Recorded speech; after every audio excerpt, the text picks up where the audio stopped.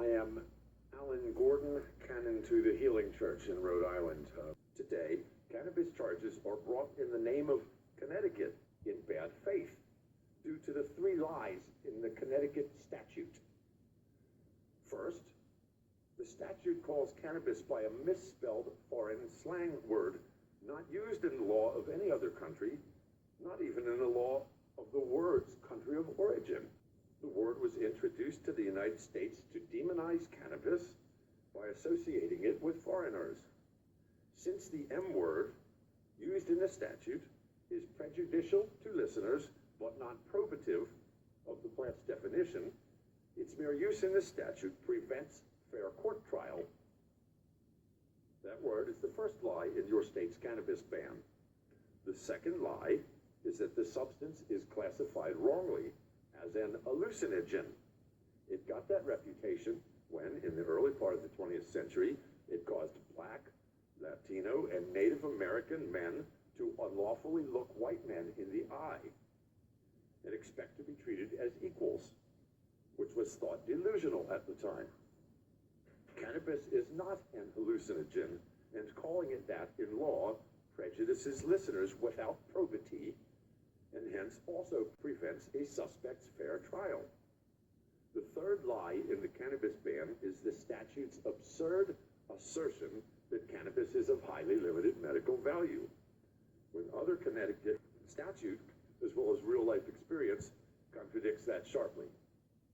Those three statutory lies render the state in bad faith in every cannabis accusation against any citizen or guest. Jesus did not like taxes on healing sacraments, nor artificial limits on who could be healed, nor when. He was the anointed one who healed unlawfully, and his people's anointing oil was made with cannabism, says the Bible. Render money unto Caesar, but what the Bible called the aroma soothing to the Lord, which God commanded as a way to end violence and sickness, shall not be taxed. As you draft and debate your secular laws in ways that give equal rights to people of all faiths, or even of no faith, do not implicitly deny the name of Christ, lest you disfavor that faith among the totality of human belief. Remove this anti-Christian prohibition utterly and restore this state's religious dignity as I express my freedom within Connecticut, regardless of the statute, to save lives. There shall be no more deaths from prohibition and no more thefts of sick people's medicine. I appear here today to say that there shall be no more such deaths and no more such thefts. I am available to answer any questions the panel may have, and as soon as we deserve it, may God bless us all.